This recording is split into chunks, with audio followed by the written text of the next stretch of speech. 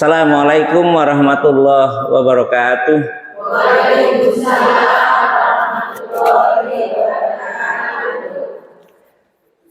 Alhamdulillah.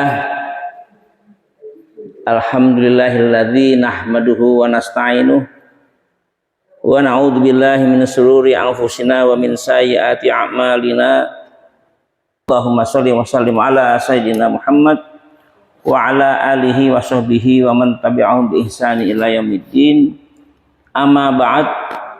Qala Allah ta'ala fi kitabihil karim, a'udzu billahi minasyaitonir rajim.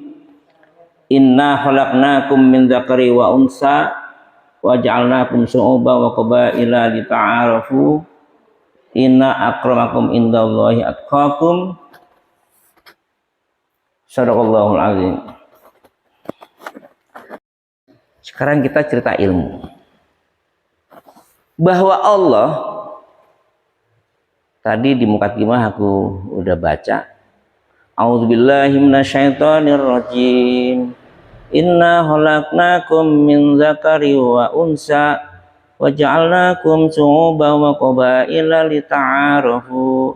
Inna akramakum indallahi atqakum. Sesungguhnya aku telah ciptakan kalian dari jenis laki-laki dan perempuan. Allah menjadikan kita dari jenis laki-laki dan perempuan. Waria nggak disebut, Bu. Banci nggak disebut. Jadi kalau ada orang pingin jadi banci, itu sudah menantang ayat Allah.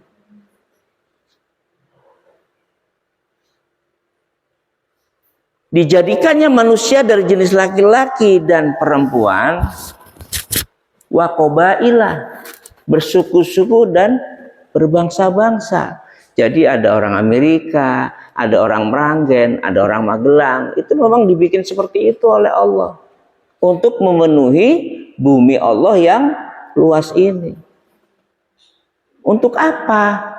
Lita'arafu. Untuk diantara kita yang ada di belahan dunia ini saling kenal mengenal. Dengan kenal mengenal kita bisa proses pembelajaran seperti ini. Kalau kita nggak kenal nggak mungkin. Bu Hajah, Pak Tarjo bisa nggak ngisi besok? Insya Allah Bu Hajah, aku masih di sini malam minggu, malam Ahad. Kan gitu, karena kenal. Kalau nggak kenal nggak mungkin. Teman-teman mesti. Kan ngono. Itulah perlunya manfaat makna dari para lita'arafu agar saling mengenal. Dengan saling mengenal kita saling tolong menolong. Dengan kenal saling mengenal kita saling memberi dan menerima. Dengan kita saling kenal maka kita bisa memberi kepada orang yang membutuhkan, seperti itu. Bukan dengan kita diciptakan Allah dari belahan dunia timur dan barat untuk berperang. Enggak gitu. Islam adalah rahmatan lil alamin. Enggak ada cerita orang Islam menyerang lebih dahulu. Enggak ada. Disitulah Islam. Maka Islam memberikan pelajaran buat kita di dalam Al-Quran, di mana Al-Quran itu adalah merupakan kitab petunjuk. Al-Quran adalah media pembelajaran, Al-Quran adalah media untuk mencari pahala, Al-Quran adalah penyembuh dari penyakit hati, memberikan pelajaran buat kita bahwa manusia diciptakan dari laki-laki dan perempuan, bersuku-suku bangsa, untuk saling kenal mengenal, dan Allah hanya menganggap dari sekian juta manusia yang mulia hanya yang bertakwa kepada Allah. Ente mukanya jelek, gak bakalan masuk surga. Nggak gitu. Ente cakep deh, mesti masuk surga. Nggak gitu juga. Bapak itu kaya ya, pasti masuk surga. Yang masuk surga bukan karena kayanya, yang masuk surga bukan karena miskinnya, yang masuk surga bukan karena ganteng atau cantiknya, yang masuk surga bukan karena jelek dan buruknya, bukan. Tapi Allah memuliakan kepada mereka yang bertakwa. Nah, sekarang takwa itu apa sih, Jani? Nah, ini pertanyaan kita. Oh, aku udah bertakwa. Takwa itu dari bahasa tako, artinya takut. Takut kepada Allah. Kalau orang takut sama polisi, biasanya yang perapatan kono ini mesti ono sing polisi Joko pakai helm. Nah, pakai helm. Terus orang sing ngabari, Mas, gak usah pakai helm. Polisi yang suka jaga di situ lagi cuti. Nah, nggak pakai helm. Nggak gitu. Jadi takut kepada Allah itu adalah sebagaimana di dalam Al-Quran dibilang sama Allah, firmannya bunyi begini. Innama yakhsyallahu min ibadihil ulama. Sesungguhnya orang-orang yang takut kepada Allah adalah para orang-orang yang berilmu. Para ulama, mereka yang berilmu itulah yang takut kepada Allah. Jadi kalau ada orang ngaku ilmunya tinggi, ada orang ilmunya sundul langit, nggak takut kepada Allah, sejatinya belum berilmu, gitu. Nah, takwa ini apa? Takut, oke takut. Maka takwa ini adalah didasari dengan iman kepada Allah dan Rasul-Nya. Iman kepada Allah dan Rasul-Nya itulah dasar pondasi kita untuk bertakwa. Dalam khotib Jumat itu sering diwasiatkan gini. Ya ayyuhalladzina amanu taqullaha haqqa tuqatih. Wahai orang-orang yang beriman, bertakwalah kepada Allah dengan sebenar-benarnya takwa.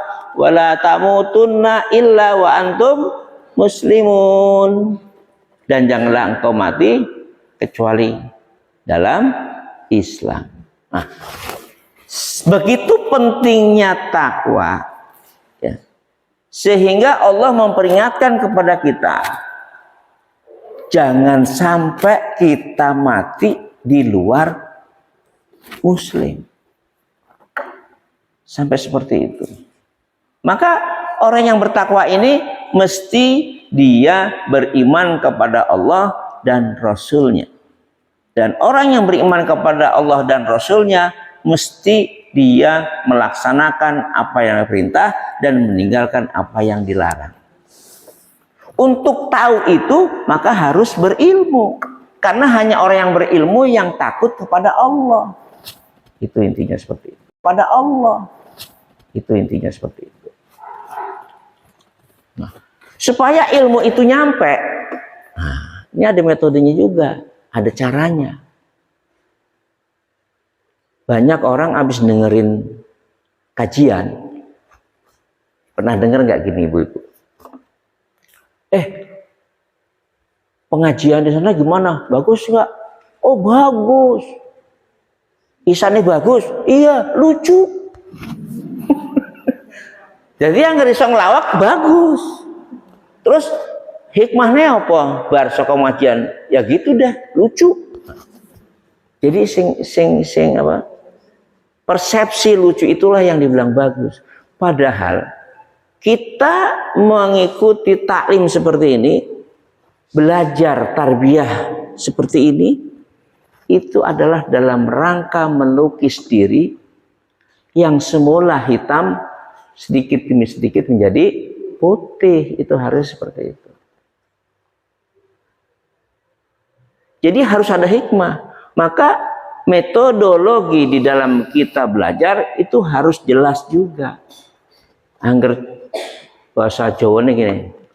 Nek wani aja wedi-wedi, nek wedi aja wani-wani. Nek arep ngaji ya serius, walaupun boleh santai. Kalau nggak serius, cuman gawe rusuh ngono, ya rasa tekor apa-apa. Nggak seragam juga nggak apa-apa.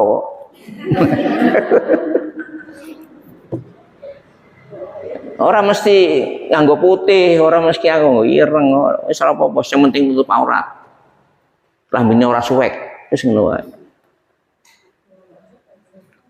Imam Syafi'i pesan, kalian kalau ingin menuntut ilmu terus sampai ilmunya, yang pertama niat karena Allah sungguh-sungguh. Satu, niat karena Allah sungguh-sungguh. Yang kedua, jangan ada hijab antara kami si narasumber atau fasilitator. Saya lebih pas dijadikan fasilitator saja. Saya bukan ustadz, saya bukan kiai, saya bukan profesor. Sama-sama pembelajar. Cuman mungkin ya yang saya sampaikan saya baca dulu barangkali, mungkin di antara ibu juga sudah ada yang baca. Ini kita saling take and give, saling memberi dan menerima. Nggak ada orang yang lebih pintar di sini. Nggak ada. Justru kalau orang sudah merasa lebih pintar, itu sesat. Nah, jadi kalau sudah nyerempet kalimat itu udah makin dalam nih. Allah bertanya, "Qul hal nunabbiukum bil akhsarina amala." Katakan wahai manusia, wahai Muhammad, karena ini wahyu dari Allah kepada Rasul, mau aku kasih tahu nggak amalan-amalan yang rugi? Allah bilang begitu. Mau aku kasih tahu nggak amalan-amalan yang rugi? Kemudian Allah menyambung dengan ayat berikutnya. Alladzina dzalla sa'yuhum fil hayatid dunya. Yaitu orang-orang yang sesat dalam hidup di dunia. Jadi orang yang beramal rugi selama hidup di dunia sesat. Orang yang rugi amalnya yaitu orang yang selama hidup di dunia sesat. Sesat itu apa? Ibu tahu rumah labirin? Rumah labirin tahu nggak istilah itu? Tahu kan? Apa tuh? Rumah yang pintunya satu, keluarnya juga satu, tapi di dalam rumah itu banyak belok-belok, banyak kaca, banyak orang mati di dalam rumah nggak keluar. Banyak orang sudah menghabiskan energi, umurnya hilang, biayanya banyak keluar, tapi nggak berhasil keluar. Maka sesat di dalam, sampai mati nggak ketemu ujung pintu. Itu sesat namanya. Mau nggak kita kayak gitu? Nggak mau. Nggak mau kan pasti. Maka kata Allah digambarkan, orang yang amalnya rugi, yaitu orang yang hidup di dunia sesat. Sesatnya di mana? Wahum yahsabuna annahum yuhsinuna sun'a. Jadi orang yang sesat itu adalah mereka menganggap dirinya sudah berbuat seolah-olah sudah melakukan yang terbaik. Aku dong udah sholat, pasti masuk surga.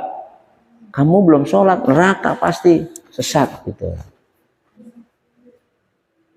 Aku dong setiap tahun kurban kambing. Kamu kapan pernah kurban? Aku pasti masuk surga. Merasa sudah baik baru kurban kambing, ngomong sama tetangga. Biar pada tahu, biar muji. Itu sesat. Jadi kalau orang ada yang sudah menganggap dirinya melakukan amal yang terbaik, itu sesat. Kenapa begitu Allah menggambarkan? Ibu-ibu yang saya hormati, karena orang kalau sudah menganggap dirinya itu sudah terbaik, dia tidak akan mau lagi mencari yang baik. Dia tidak mau lagi mencari kebaikan yang lain. Padahal wa ma utitum minal ilmi illa qalila, kata Allah. Tidaklah aku berikan ilmu kepada manusia hanya sedikit. Hanya sedikit. Jadi ojo rumongso wis sempurna. Yang bagus malah kudu iso rumongso. Baiklah ibu-ibu yang berbahagia, jamaah assalam, majelis taklim assalam. Mungkin ini sekedar yang bisa saya sampaikan. Sekali lagi saya mohon maaf, saya bukan siapa-siapa dan saya bukan apa-apa, tapi kita semua berharap apa yang kita lakukan hari ini semata-mata adalah untuk thalabul ilmi dalam rangka menuju takwa kepada Allah Subhanahu wa taala. Mudah-mudahan langkah kita dari rumah ke masjid, niat kita, pikiran kita senantiasa karena Allah, bukan karena yang lain, dan dijadikan sebagai amal soleh. Amin ya robbal alamin.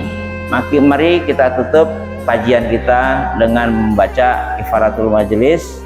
Subhanakallahumma wa bihamdika asyhadu alla ilaha illa anta astaghfiruka wa atubu ilaik. Wassalamualaikum warahmatullahi wabarakatuh.